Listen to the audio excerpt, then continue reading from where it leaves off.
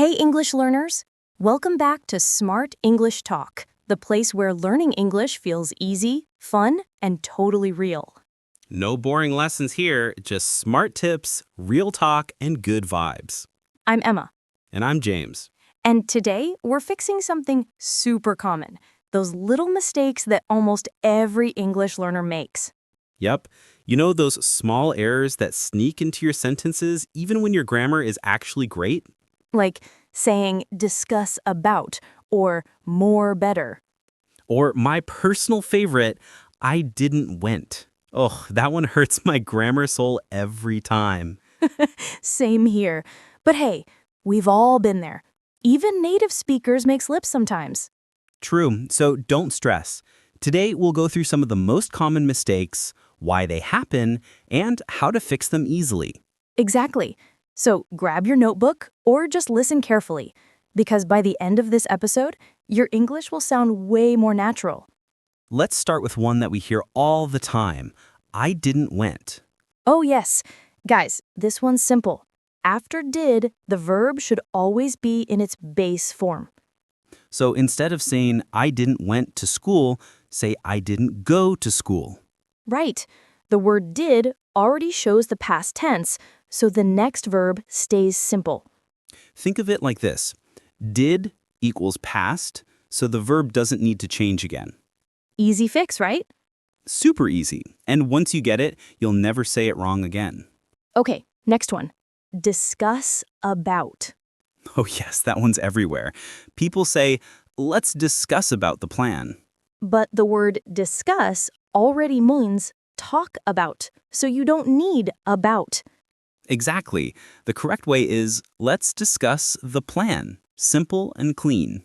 Think of it this way. Fewer words, better English. And you'll sound more confident and natural. Now this next one is super common. More better. The classic double comparative. Yep. When you use better, you already mean more good, so you don't need more. So instead of saying this book is more better, just say this book is better. Short, simple, and correct. It's like adding sugar twice. Too sweet, unnecessary, and a bit awkward. Perfect example. Okay, next up, I am agree. Oh, yes. This one's a sneaky one. We don't say I am agree because agree is a verb, not an adjective. So the correct way is just I agree. Easy, right? I agree means I think the same as you. So next time someone says something you like, say I agree, not I am agree. And if you don't agree, you can say I disagree. Nice and simple. One word difference, big impact. Now let's talk about prepositions, those tiny words that cause big confusion. Oh yes, like married with or depend of. Exactly.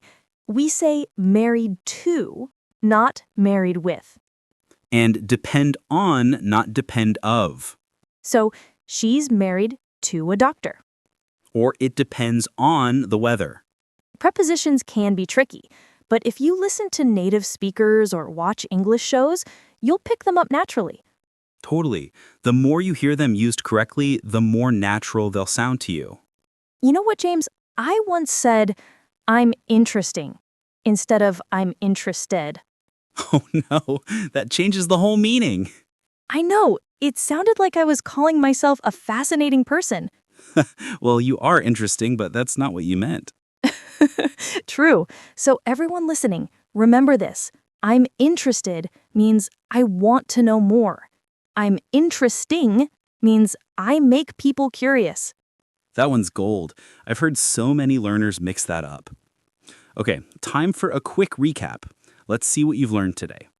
Number 1, don't say I didn't went, say I didn't go. Number 2, don't say discuss about. Say discuss something. Number 3, no more better, just better. Number 4, it's I agree, not I am agree. Number 5, say depend on and married to. And bonus, interested and interesting mean different things. If you remembered all that, you're officially leveling up your English. And remember, making mistakes doesn't mean you're bad at English. It means you're learning. Exactly. Every mistake you fix takes you one step closer to fluency. So don't be afraid to speak, even if you're not perfect. Because confidence grows when you use your English, not when you hide it. And that's what Smart English Talk is all about. Learning smart, speaking smart, and having fun. If you enjoyed this episode, make sure to follow us, share it with a friend, and practice these corrections today. Every like, every share helps us reach more English learners like you. Thanks for tuning in to Smart English Talk. Until next time, Keep listening keep learning. and keep talking smart.